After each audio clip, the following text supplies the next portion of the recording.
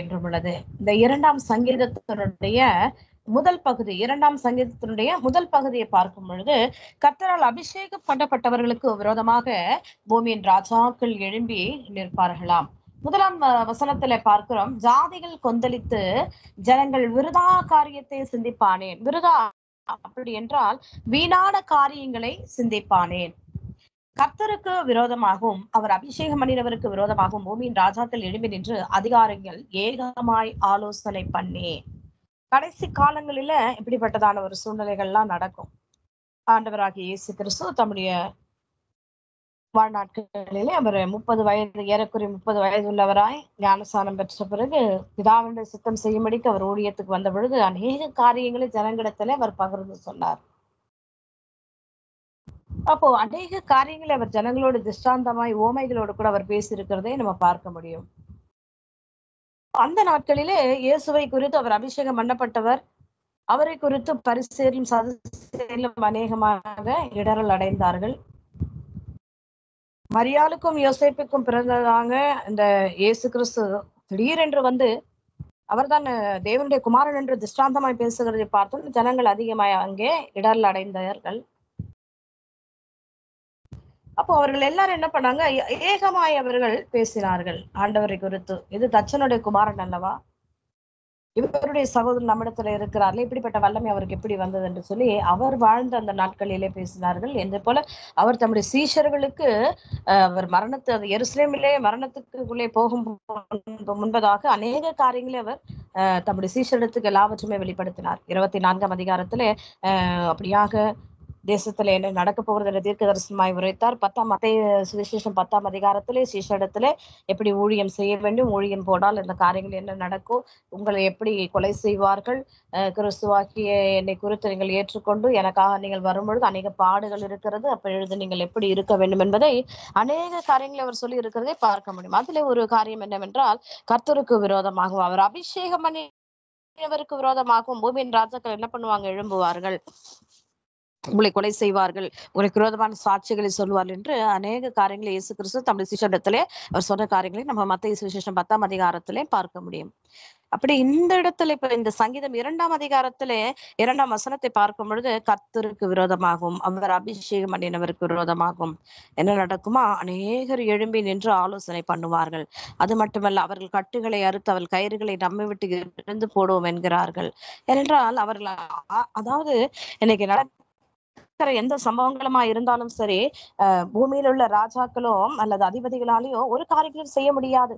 ஏனென்றால் பரமண்டங்களில் செய்யப்படுகிற அந்த சித்தத்தை போல பூமியிலே நம்முடைய தீர்க்க தரிசனமான வார்த்தைகளை தேவன் நிறைவேற்றி கொண்டு வருகிறார். எவ்வளவுதான் நம்ம ஒருவேளை உலகத்து ஜனங்கள் சொல்லுகிறது போலதானே இந்த மழையின் வெள்ளங்களை குறித்து பார்க்கிறோம், அநேக இடங்களை பூமி அதிர்ச்சிகளை பார்க்கிறோம். இதெல்லாம் வர முன்பதாகவே நம்ம தடுக்கணும், அப்படி வந்துவிட்டால் அந்த காரியங்களுக்கு என்ன செய்யணும்னு சொல்லி அவள் அதிகமான ஆலோசனைகளை பண்ணி இதிலிருந்து ஜனங்களை நம்ம எப்படி விடுவிக்கலாம், ஜனங்களுக்கு என்ன காரியங்களை செய்யலாம் அப்படின்னு சொல்லி அவர்கள் அதை யோசனை பண்ணினால் பாருங்களேன், அவர்கள் கட்டுகளை அறுத்து அவர்கள் கயிறுகளை நம்மை விட்டு எரிந்து போடும் என்கிறார்கள். ஏனென்றால் இந்த காரியங்கள்லாம் நம்ம செய்யவே முடியாது, இவைகள் எல்லாம் தேவனுடைய கையின் கிரியைகளாய் இருக்கிறது. அப்போ 4ஆம் வசனம் சொல்லப்படுகிறது, பரலோகத்துல வீற்றிருக்கிறவர் நகைப்பார், ஆண்டவர் அவர்களை இகழுவார். அப்பொழுது அவர் தமது கோபத்திலே அவனோடு பேசி தமது உக்கிரத்தில் அவர்களை கலங்க பண்ணுவார். நான் என்னுடைய பரிசுத்த பர்வதமாகிய 6, 7, 8ஆம் வசனத்தை பார்க்கும் பொழுது இயேசு கிறிஸ்துவை குறித்துதான ஒரு தீர்க்க தரிசனமான ஒரு வார்த்தை. நான் என்னுடைய குமாரனை பரிசுத்த பர்வதமாகிய சீயோன் மீதில் என்னுடைய ராஜாவை அபிஷேகம் பண்ணி வைத்தேன் என்றார். தீர்மானத்தின் விவரம் சொல்லுவேன், கர்த்தரின் நோக்கி நீர் என்னுடைய குமார், இன்று நான் உம்மை ஜெனிப்பித்தேன் அப்படின்னு சொல்லி அந்த வசனம் சொல்லப்படுகிறது.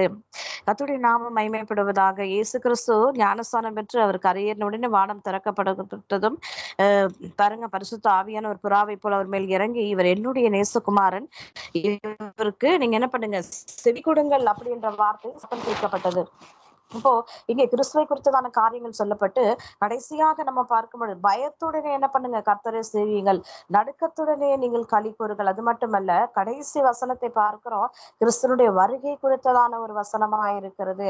அவரை அண்டிக் கொள்ள வேண்டும் என்று சொல்லப்பட்டிரு. குமாரன் கோபம் கொள்ளாமலும், குமாரனுக்கு கோபம் வருமா? குமாரனாக இயேசு கிறிஸ்து, இயேசு அப்படி என்றாலே அன்பு, அமைதல், சாந்தம், நீடிய பொறுமை, தயவு, எல்லாருக்கும் அவர் மனம் இறங்குகிறவர், தம்மை தம்மை சிலுவிலே அடித்து துன்புறுத்தினவர்களுக்காக அவர் என்ன பண்ணாரு, அவர்களை பிதாவிடத்தில் அவர்களுக்காக அவர் என்ன பண்ணார், வேண்டுதல் செய்தார். இப்படிப்பட்ட ஒரு சுபாவமுள்ள இந்த குமாரனும் கோபம் கொள்ளுகிற ஒரு நாட்கள் வருகிறது. அது கடைசி நாட்கள்.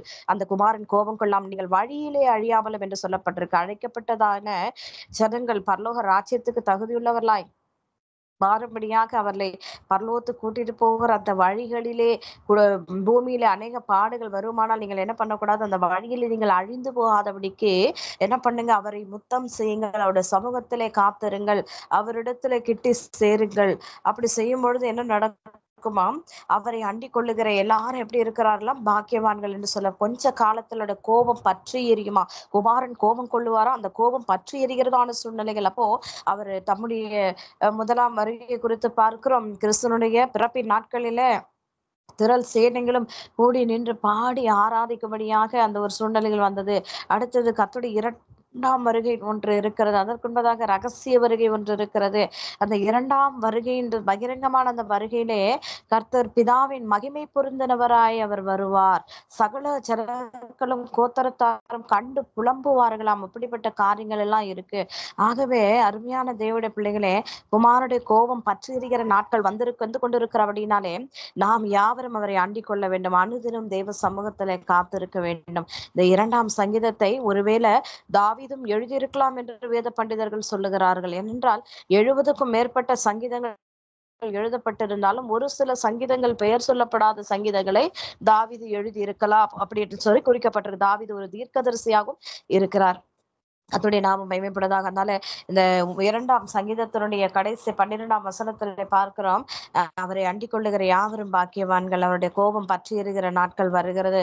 பிரியமானவர்கள், நம்ம எல்லாம் ஜெபிப்போம். தேவ சமூகத்தில் அவருடைய பாதத்துல நம்ம காத்திருப்போம். நம்முடைய எல்லாம் பொல்லாத வழிகளை விட்டு ஒழிந்து கர்த்தருக்கு பிரியமானவைகளை செய்வோம். அவர் நேசிக்கிற வழிகளிலே நாம் கடந்து நமக்காக அவர் கிரயம் செலுத்தி நம்மை மீட்டெடுத்திருக்கிறார். என்ன கஷ்டத்தோடு துக்கத்தோடு பாடுகளோடு நீங்கள் இருந்தாலும் தேவன் உங்களை விடுவிக்க அவர் சர்வ வல்லமையுள்ள தேவனா இருக்கிறார். அல்லேலூயா.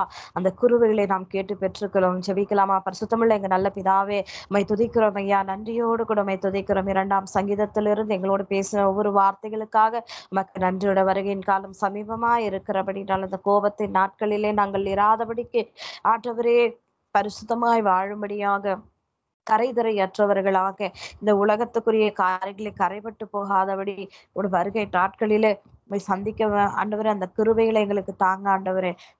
பிரசனத்தை ஆண்டவரை ஏதோ கேட்டுக்கொண்டிருக்கிற ஒவ்வொரு பிள்ளைகளிடத்திலும் கர்த்தர் நீங்க அனுப்புகிறதுக்காக உமக்கு நன்றியப்பா. தேவன் தொடர்ந்து வழி நடத்துவீராக. பெரிய காரியங்களை செய்யுங்க ஆண்டவரே. ஆசிர்வதிங்க. தொடர்ந்து ஆராதனை கர்த்தர் மகிமைப்படுவீராக. நசரேயனாகிய இயேசு கிறிஸ்துவின் உயிர்த்தெழுந்த நாமத்திலே ஜெபிக்கிறோம் எங்கள் ஜீவனுள்ள நல்ல பிதாவே. ஆமீன், ஆமீன். நல்லது நேயர்களே, நீங்கள் கேட்டுக்கொண்டிருக்கிறது ஸ்கை பிரேயர் மினிஸ்ட்ரி இன்டர்நேஷனல் மற்றும் காஸ்பல் டிவி இணைந்து நடத்துகிறதான SBM பிரேயர் எஃப்எம்மோடு கூட நேரலையில் இணைந்திருக்கிறவங்க யாவரையும் ஆண்டவராகிய இயேசு கிறிஸ்துவின் உயிர்த்தெழுந்த நாமத்தில் உங்களை வாழ்த்தி வரவேற்கிறோம். தொடர்ந்து நம்ம ஆராதனை கடந்து செல்லும். நான் இந்திய தேசத்திலிருந்து மணவாட்டி தீர்க்க தரிசன தேவசபையின் போதகர் கிருஷ்ணா ரூபதிக்குள் மத்தியிலே இதோ இந்த நாளிலும் நம்ம ஆராதனைக்கு நேராய் கூட நாம் கடந்து சொல்லுவோம். ஹல்லேலூயா. உம்மை துதிக்கிறோம் ஆண்டவரே, உம்மை ஸ்தோத்தரிக்கிறோம் ஐயா. துதிகளின் நடுவிலே வாசம் பண்ணுகிறவரே உமக்கு நன்றி அப்பா. ஹல்லேலூயா. அப்பா உமக்கு நன்றி நன்றி நன்றி நன்றி அப்பா. ஹல்லேலூயா. நீர் வந்தால் சூழ்நிலை மாறுமே, முடியாததும் சாத்தியமாகுமே. நீர் வந்தால் சூழ்நிலை மாறுமே, முடியாததும் சாத்தியமாகுமே. நிறைவே நீர் வாருமே, நிறைவே நீர் வேண்டுமே, நிறைவே நீர் போதுமே. ஆவியானவரே நிறைவே நீர் வாருமே, நிறைவே நீர் வேண்டுமே, நிறைவே நீர் போதுமே. ஆவியானவரே வனாந்திரம் வயல்வெளியாகுமே, பாழானது பயனிலமாகுமே. வனாந்திரம் வயல்வெளியாகுமே, பாழானது பயிர் நிலமாகுமே. நீர் வந்தால் சூழ்நிலை மாறுமே, நிறைவானது சாத்தியமாகுமே. நீர் வந்தால் சூழ்நிலை மாறுமே, முடியாததும் சாத்தியமாகுமே. நிறைவே நீர் வாருமே, நிறைவே நீர் வேண்டுமே, நிறைவே நீர் போதுமே. ஆவியானவரே நிறைவே நீர் வாருமே, நிறைவே நீர் வேண்டுமே, நிறைவே நீர் போதுமே. ஆவியானவரே பலவீனம் பலனாய் மாறுமே, சுகவீனம் சுகமாய் மாறுமே. பலவீனம் பலனாய் மாறுமே, சுகவீனம் சுகமாய் மாறுமே. நீர் வந்தால் சூழ்நிலை மாறுமே, முடியாததும் சாத்தியமாகுமே. நீர் வந்தால் சூழ்நிலை மாறுமே, ஜெலியாததும் சாத்தியமாகுமே. நிறைவே நீர் வாருமே, நிறைவே நீர் வேண்டுமே, நிறைவே நீர் போதுமே. ஆவியானவரே நிறைவே நீர் வாருமே, நிறைவே நீர் வேண்டுமே, நிறைவே நீர் போதுமே. ஆவியானவரே ஹல்லேலூயா.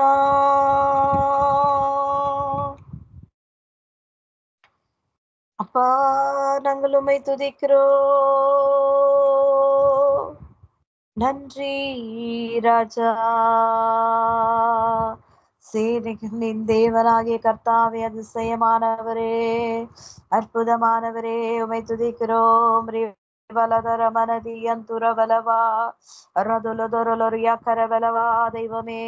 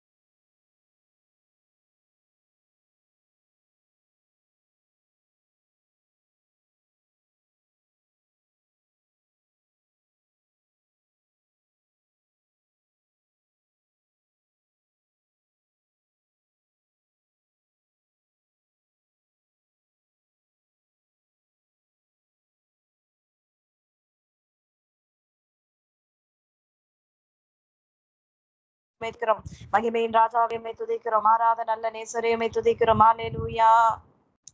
சேனைகளின் தேவனையுமை துதிக்கிறோம் அப்பா. நீ பெரியவர் பெரியவர் பெரியவர் பெரியவர் பெரியவர். அல்லேலூயா அல்லேலூயா அல்லேலூயா. நீ நல்லவர் நல்லவர் நல்லவர் நல்லவர் நல்லவர். அதிசயங்களை செய்கிறவரே உமக்கு நன்றி அப்பா. இயேசுவே உம் நாமமே உயரணும். அல்லேலூயா. இயேசுவே உம் நாமமே உயரணும். அல்லேலூயா. உங்க நாமம் உயரணும், நீங்க மேன்மை அடையணும். பாடுவோம் பாடுவோம் அல்லேலூயா. நாமம் உயரணும், என்று மேன்மை அடையணும். பாடுவேன் பாடுவோம் அல்லேலூயா. பெருங்காற்று அடங்கி போகும், எங்காலும் திறக்கும். உங்க நாமம் உயர்த்தும் போது கண்மலையும் கரைந்து போகும். பெருங்காற்றும் அடங்கி போகும், எக்கடலும் வழி திறக்கும். உங்க நாமம் உயர்த்தும் போது கண்மலையும் கரைந்து போகும். இயேசுவே உம் நாமமே உயரணும். அல்லேலூயா. இயேசுவே உம் நாமமே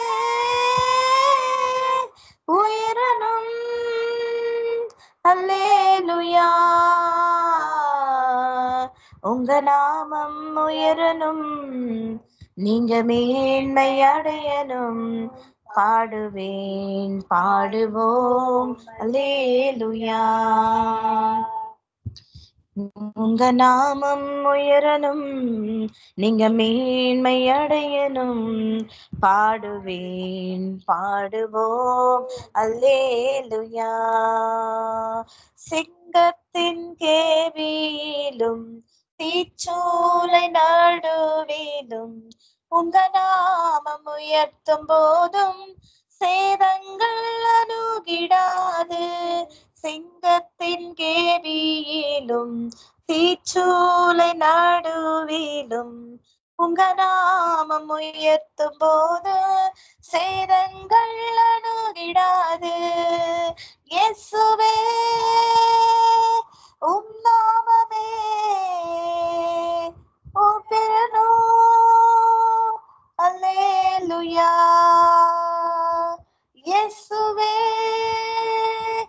உம் நாமமே பெருகணும். அல்லேலூயா. உங்க நாமம் உயரணும், நீங்க மேன்மை அடையணும். பாடுவோம் பாடுவோம் அல்லேலூயா. உங்க நாமம் உயரணும், என்று மேன்மை அடையணும். பாடுவேன் பாடுவோம் அல்லேலூயா. சிறைச்சாலை அடைப்பதில்லை, சங்கிலிகள் நிரந்தரமில்லை. உங்க நாமம் உயர்த்தும் போது அஸ்திவாரம் நிலைப்பதில்லை. சிறைச்சாலை அடைப்பதில்லை, சங்கிலிகள் நிரந்தரமில்லை. உங்க நாமம் உயர்த்தும் போது அஸ்திவாரம் நிலைப்பதில்லை.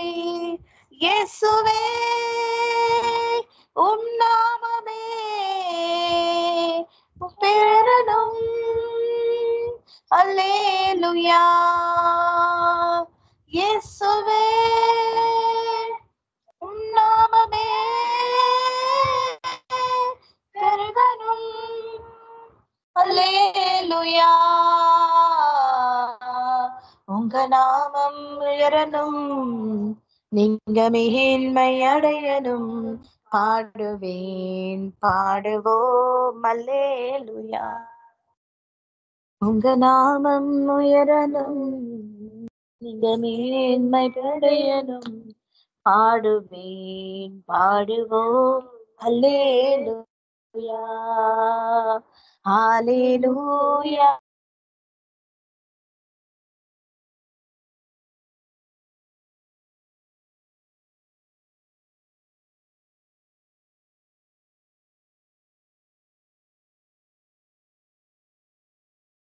Hallelujah.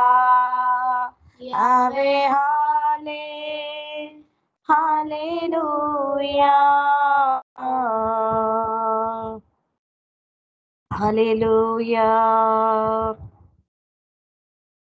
ஒரு மகிமையின் மேகம் என் ஜனத்தை மூடுதே.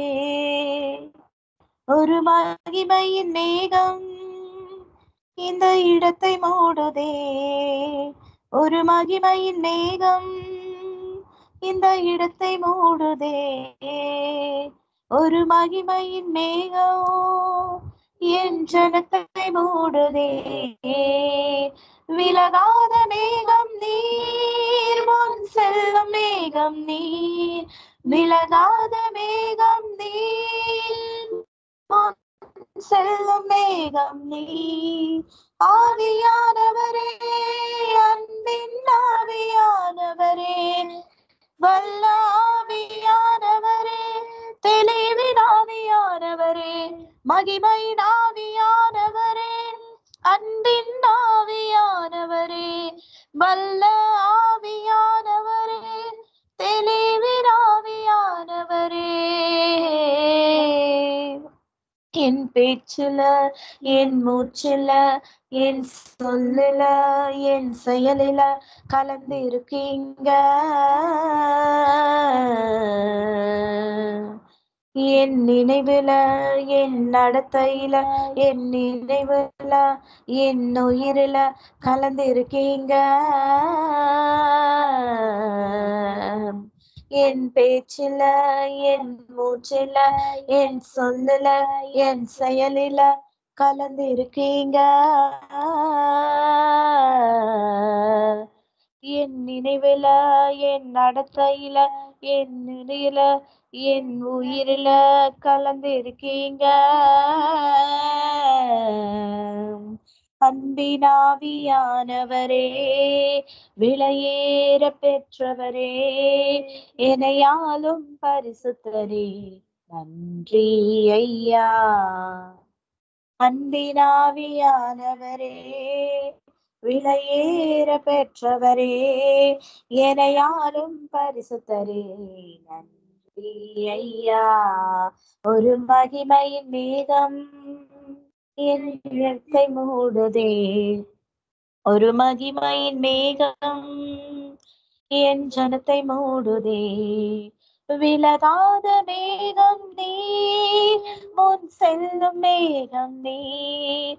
விலகாத மேகம் நீர், முன் செல்லும் மேகம் நீர். ஆவியானவரே, அன்பின் ஆவியானவரே, வல்ல ஆவியானவரே, தெளிவின் ஆவியானவரே, மகிமையின் ஆவியானவரே, அன்பின் ஆவியானவரே. ஸ்தோத்திரம் ஆண்டவரே, நன்றியோடு குடமை துதிக்கிறோம் ஐயா. ஹalleluya, ஹalleluya. பரிசுத்தரே, உம்மை துதிக்கிறோம் அப்பா. பரிகாரியே, உம்மை துதிக்கிறோம் ராஜா. நேற்று என்றும் மாறாதவரே, நாங்கள் உம்மை துதிக்கிறோம். எங்கள் கண்மலையே, உம்மை துதிக்கிறோம். எங்கள் கேடகமே, உம்மை துதிக்கிறோம் ஐயா. பரிகாரியே, உம்மை துதிக்கிறோம். பரிசுத்தரே, உம்மை துதிக்கிறோம் ஐயா. நீ பெரியவர், பெரிய காரியங்களை செய்கிறவர், அதிசயங்களை செய்கிறவரே, உம்மை துதிக்கிறோம் ஆண்டவரே. சீக்கிரமாய் வரப்போகிற எங்கள் மனவாளனே, உம்மை துதிக்கிறோம் அப்பா. ஓ, மக்கு நன்றி செலுத்துகிறோம், மக்கு நன்றி செலுத்துகிறோம் ஆண்டவரே. ஓ, மக்கு நன்றி அப்பா. ஹalleluya, ஹalleluya. மக்கு நன்றி, நன்றி, நன்றி அப்பா. மக்கு நன்றி ஆண்டவரே, உம்மை துதிக்கிறோம் ராஜா. நீ நல்லவர், எங்கள் பலனே, எங்கள் கண்மலையே, எங்கள் ஆயன், எங்கள் துருகமே, ஆராதன் நாயகனே, ஆராதனை பிரியப்படுகிறவரே, உம்மை துதிக்கிறோம் ஐயா, உம்மை ஸ்தோத்தரிக்கிறோம் ராஜா. பரிசுத்த தெய்வமே, உமக்கு நன்றி. நீ நல்லவர், நீ சர்வலோக நியாயாதிபதி.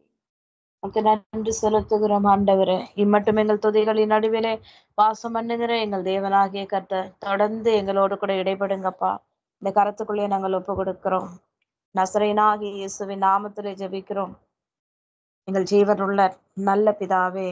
ஆமேன், ஆமேன். நல்லது நேயர்களே, நீங்கள் கேட்டுக்கொண்டிருப்பது ஸ்கை பிரேம் மினிஸ்ட்ரி இன்டர்நேஷனல் மற்றும் காஸ்பல் தமிழ் டிவி இணைந்து நடத்துகிறதான எஸ்விஎம் காஸ்பல் எஃப்எம்மோடு கூட நேரலையில் இணைந்திருக்கிறவங்கள் யாவரையும் ஆண்டவராகிய இயேசு கிறிஸ்துவின் உயிர்த்தெழுந்த நாமத்திலே உங்களை வாழ்த்தி வரவேற்கிறோம். தொடர்ந்து நாம் வார்த்தைக்காக நாம் கடந்து சொல்லுவோம். கர்த்தருடைய வார்த்தைக்கு நேராய் நாம் கடந்து சொல்லுவோம்.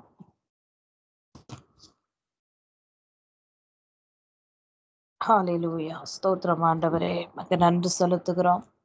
பரிசுத்த ஆவியானவரே, வார்த்தை உம்முடைய கரத்தில் ஒப்பு கொடுக்கிறோம். கர்த்தர் எங்களோடு கூட பேசுங்கப்பா.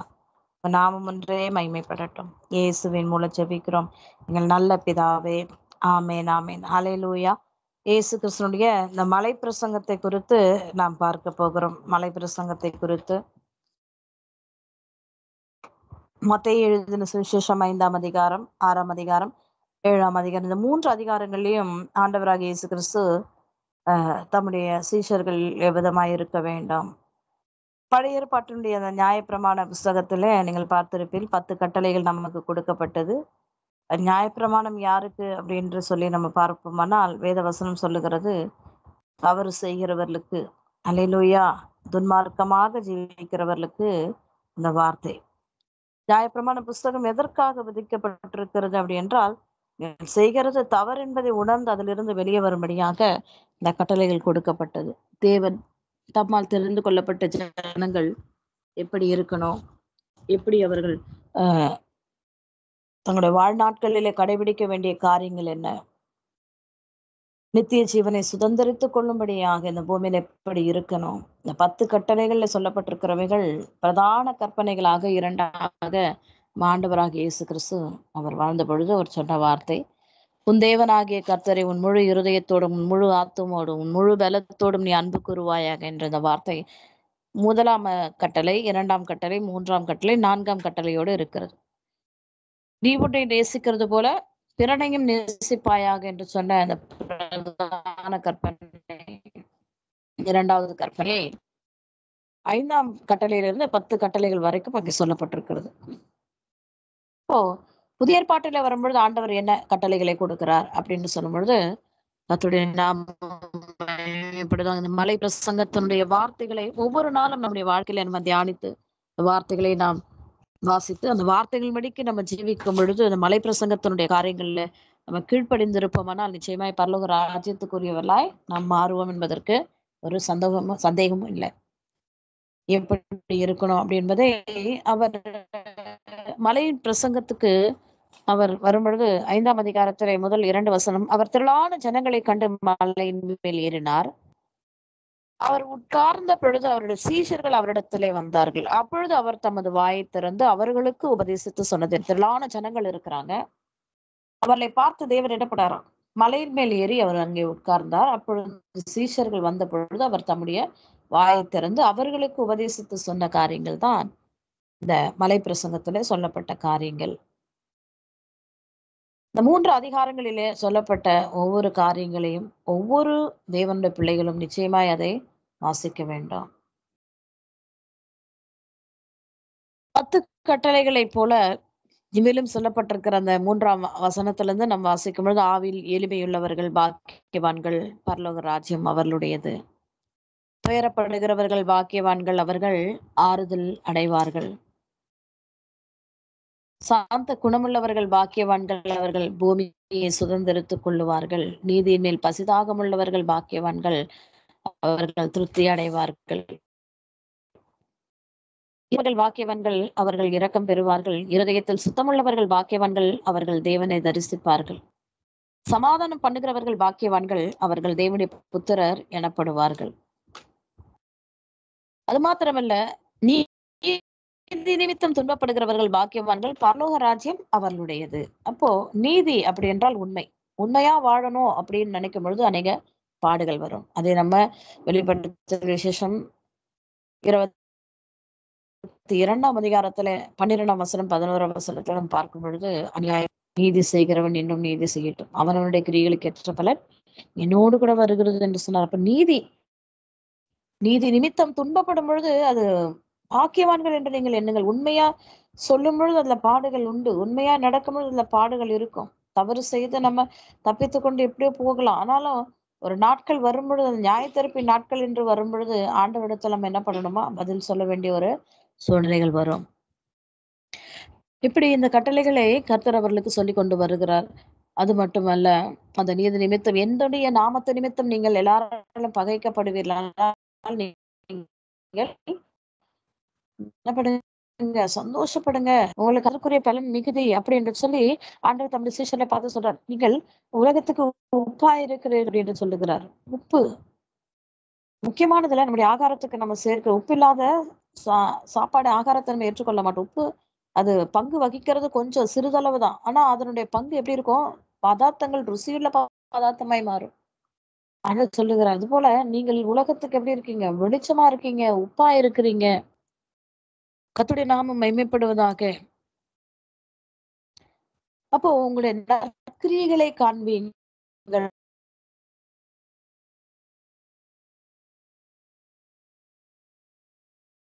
ஆண்டவர் சீஷரிடத்தில் உங்கள் நற்கிரியைகளை பார்த்து பரலோகத்தில் மலை பிரசங்கத்தில் 5ஆம் அதிகாரத்தில் மத்திய சுவிசேஷம் 5ஆம் அதிகாரத்தில் 5ஆம் வசனத்திலே தீர்க்க தரிசனங்களானாகிலும் அழிக்கிறதுக்கு வந்தேன் என்று எண்ணிக்கொள்ளாதீர்கள், அவைகளை அழிக்கிறதுக்காக அல்ல, நிறைவேற்றுகிறதுக்காகவே வந்தேன்.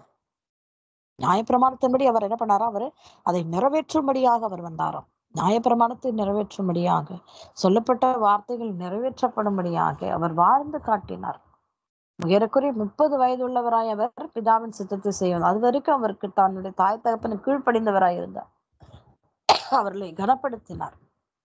3½ ஆண்டு காலம் பிதாவினுடைய சித்தத்தை அவர் செய்தார். அன்பா இருந்தார். ஆண்டவர் எந்த இடத்துல நம்ம குறை சொல்ல முடியுமா? இயேசு கிறிஸ்துடைய வாழ்நாட்களை நம்ம அறிந்து கொள்ள வேண்டும் என்றால் அந்த 4 சுவிசேஷ புஸ்தகத்தையும் நம்ம வாசிக்க வேண்டும். மத்தேயு சுவிசேஷம், மார்க்கு சுவிசேஷம், லூக்காவின் சுவிசேஷம், யோவான் சுவிசேஷத்தை குறித்து நீங்கள் வாசிக்கும் பொழுது அவர் எப்படி வாழ்ந்தார், நமக்கு ஒரு முன்மாதிரியாக அவர் இருந்தார். நியாயப்பிரமாணத்தை நான் அழிக்கிறதுக்கு வரல, அவைகளை நிறைவேற்றுகிறதுக்காக வந்தேன் அப்படின்னு சொல்லுகிறார். கர்த்தருடைய நாமம் மகிமைப்படுவதாக. இப்படி இந்த வசனங்களை குறித்து போதிக்கிறவர்கள் எப்படி இருக்கணுமா? அவர்கள் ஆகையால் இந்த கற்பனைகளை எல்லாவற்றிலும் சிறிதானது ஒன்றை ஆகிலும் மீறி அவிதமாய் மனுஷருக்கு போதிக்கிறவன் பரலோக ராஜ்யத்தில் எல்லாரும் சிறியவன் என்று எண்ணப்படுவான். சத்தியத்தை சத்தியமாய் சொல்லுங்கள். அது மட்டுமல்ல, வேத பார்க்க பரிசேயர் என்பவருடைய நீதியை பார்க்கல, உங்கள் நீதி அதிகமாக இராவிட்டால் பரலோக ராஜ்யத்துக்குள்ள என்ன பண்ண முடியாது, பிரவேசிக்க முடியாது அப்படின்னு சொல்றார். அடுத்தது இருப்பாயாக என்பதும், கொலை செய்கிறவன் நியாயத்திற்கு ஏதுவாயிருப்பான் என்பதும் பூர்வத்தாருக்கு உரைக்கப்பட்டது என்று எப்படி இருக்கணும்? பரிசுத்தமா இருக்கணும். மன்னிக்கிற இருதயம் உள்ளவர்களா இருக்க வேண்டும். பலிபிடத்துல காணிக்கிறோம்ல, துணிகரமா ஆலயத்துக்குள்ளே போய் ஆராதனையில உட்கார்ந்து நம்மை சோதிக்கிறது இல்ல, நம்ம செய்த தவறுகளை உணர்கிறது இல்ல.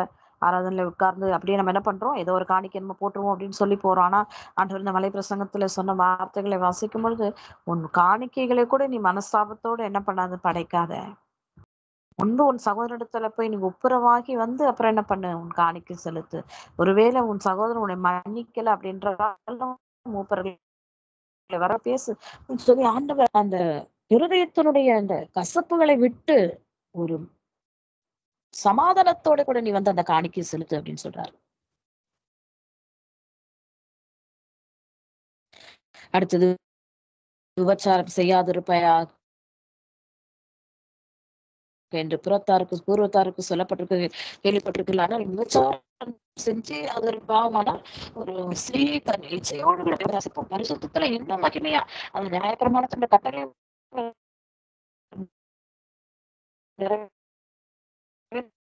ஒரு இடத்துல இயேசு கிறிஸ்து பாருங்க, சமாரிய ஸ்ரீ இடத்துல ஆண்டவர் பேசிட்டு இருப்பார். சீஷர்கள் அதை பார்த்து ஆச்சரியப்படுவார். ஒரு ஸ்ரீனுடைய பேசுகிறார். ஆனாலும் அவர்களிடத்தில் அவர் ஒன்றுமே கேட்கவில்லை. ஆனா அந்த சமாரிய ஸ்ரீ யாரு? 5 புருஷனை உடைய ஒரு ஸ்திரீயா இருந்தாள். நல்ல ஒரு அ குணநலம் உள்ளவர்கள்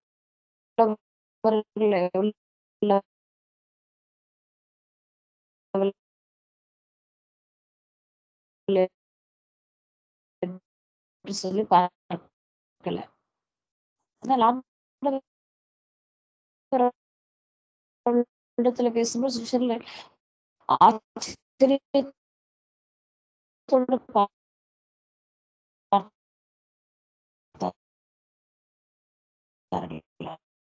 ஆண்டவர் இடத்துல பாருங்க, ஆராதனையை குறித்து, அதாவது யோவான் சுவிசேஷம் 4ஆம் அதிகாரம் குறித்து பார்க்கிற எவனும் அது பிரியக்கூடாது. இப்ப நான் உங்களுக்கு சொல்லுகிறேன் அப்படின்னு சொல்லி அநேக காரியங்களை அவர் திஷ்டாந்தமாய் அங்கே மலை பிரசங்கத்துல சொல்லுகிறதை நம்ம பார்க்கிறோம். அடுத்தது பொய்யானை. சின்ன காரியங்கள் கூட நம்ம என்ன பண்ணுவோம், பொய் சொல்லுறோம். ஏன் வாயை திறந்தா ஆமா பார்க்காததை பார்த்தேன் என்று சொல்லுகிறது. அவங்க எந்த ஒரு பாவம் செய்திருக்குமானா அவங்க பாவம் செய்தார்கள் என்று சொல்லி பொய் சாட்சி சொல்லுகிறது. பணத்திற்காக போய் பொய் சாட்சி நிறைய காரியங்கள் நம்ம பார்க்கிறோம். நிறைய கூட்டுல எல்லாம் பாருங்களேன், பிள்ளைகளை தவறு செய்கிற மனுஷர்கள்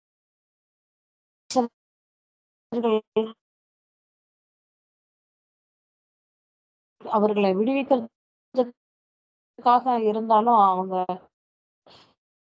அந்த தவறுகளிலே அவங்க தன்னை தவறு செய்தவர்கள் அந்த தவறிலிருந்து தன்னை போல பொய் சொல்ல ஏற்படுத்துவாங்க. பணம் கொடுக்குறேன், இந்த காரியங்களை நீங்க பார்க்கலன்னு சொல்லுங்க அப்படின்னு சொல்லி சாட்சி சொல்றாரு. உள்ளதை உள்ளதென்றும் இல்லதை இல்லதென்றும் சொல்லுங்கள், மிஞ்சினது தீவினால் உண்டாயிருக்கும் என்று சொல்லி ஆண்டவர் அங்கே பேசுகிறார். பூமியின் மேல் சத்தியம் பண்ணாதீங்க, எருசலேமின் பேர்ல சத்தியம் பண்ணாதீங்க, வானத்தில் சத்தியம் பண்ணாதீங்க, உன் சிறுசன் பேர்ல கூட நீங்கள் சத்தியம் பண்ணாதீங்கன்னு சொல்றாரு. உள்ளதை உள்ளதென்றும் இல்லது இல்லதென்றும் சொல்லுங்கள். பிதாக்கள் வாழ்ந்த அந்த கட்டளைகளை கை கொண்டு வந்திருக்கிற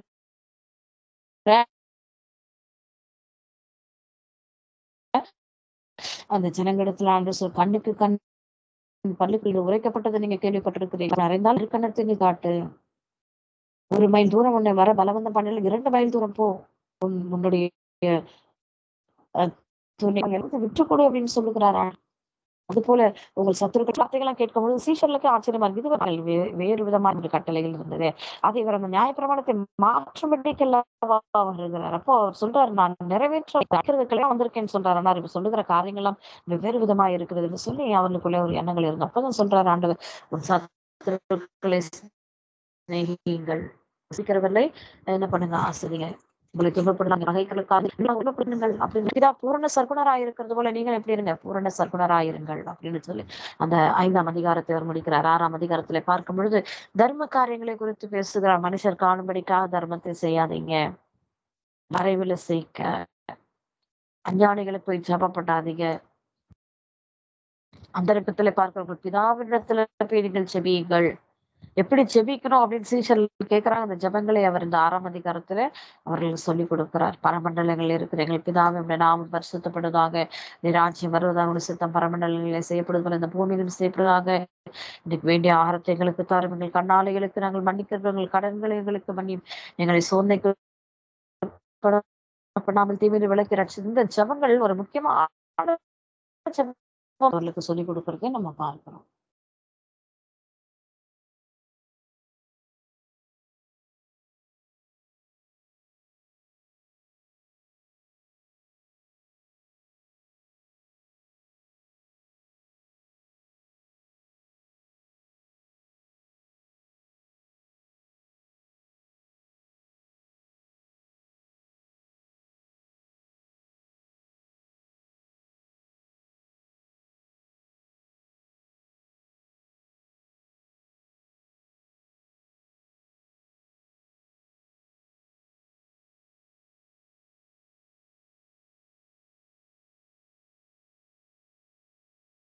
அந்த மலைத்தின் மூலமாக என்ன காலை நிறைவேற்ற இருக்க வேண்டும், பரலோக ராஜ்யத்துக்குரிய வழிகளை அவர் அவர்களுக்கு சொல்லிக் கொடுக்கிறார்.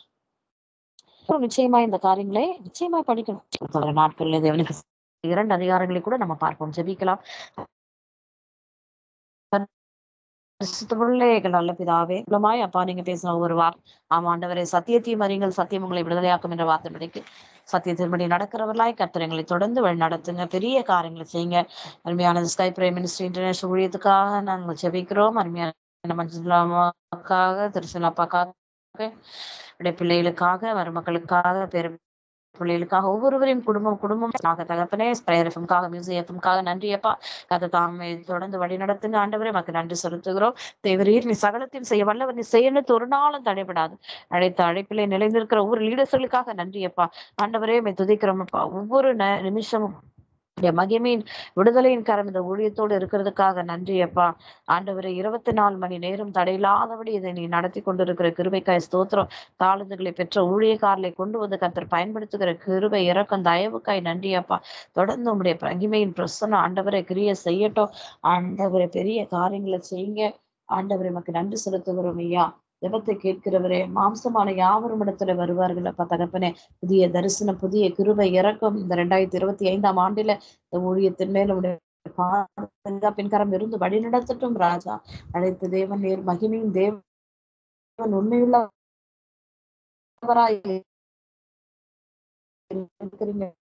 வழி நடத்த ஆண்டவரே. புதிய பிரசனத்தினால் அபிஷேகத்தினால் சொல்லாசுக்காக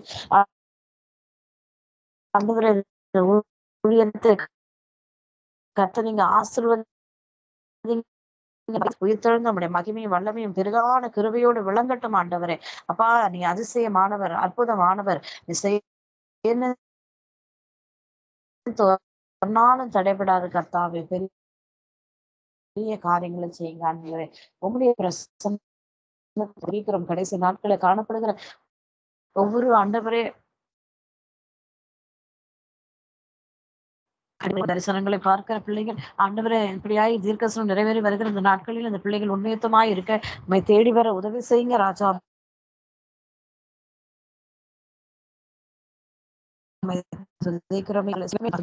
ஊழியக்கால ஒவ்வொருவரையும் பலப்படுத்துக்க ராஜா.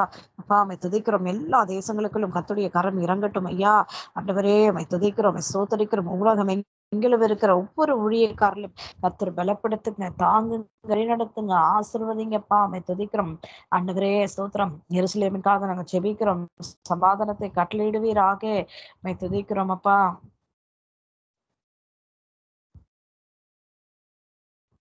ஆண்டவரே எருசலேமில் இருக்கிற ஜனங்களை தொடுத்த அப்பா அவர்கள் விடுதலையாக்குவீராக. உடைய கிருபையின் கரம் கிரிய செய்யட்டும். அழைத்த தேவன் தாமே ஆண்டவரே மகிமையின் காரியங்களை செய்யுங்க ராஜா. இந்திய தேசத்துக்காக, இலங்கை தேசத்துக்காக ஜெபிக்கிறோம். கர்த்தர் இலங்கை தேசத்துல ஒரு அற்புத அடையாளங்களை செய்க, அதிசயத்தை காணப்படுங்க. இந்திய தேசத்தை ஆசீர்வதிக்க, கிறிஸ்துவின் தேசமாய் வாரட்டும். இணைப்பில் கேட்டுக்கொண்டிருக்கிற ஒவ்வொரு பிள்ளைகளும் பேர் பேராய், குடும்பம் குடும்பமாய் கர்த்தருடைய ஆவியானவர் ஆசீர்வதித்தப்பா உங்க நாமத்தை மகிமைப்படுத்துவீராகப்பா. தொடர்ந்து உங்க நாமத்தை பயன்படுத்துங்க, பெரிய காரியங்கள் செய்யுங்க ஆண்டவரே. இந்த நாள் அடியாளை கொண்டு வந்து பயன்படுத்தின கிருபைக்காக ஸ்தோத்திரம் ஆண்டவரே. தொடர்ந்து கர்த்தர் வழி நடத்துங்க, பெரிய காரியங்களை செய்யுங்க. எல்லா துதிக்கிற மகிமை உமக்கு செலுத்துகிறோம். நசரேயனாகிய இயேசுவின் நாமத்தில் ஜெபிக்கிறோம் உங்கள் ஜீவனுள்ள நல்ல பிதாவே. ஆமீன் ஆமீன். Praise the Lord. Praise the Lord. ஹல்லேலூயா. கர்த்தர் தாமே உங்கள்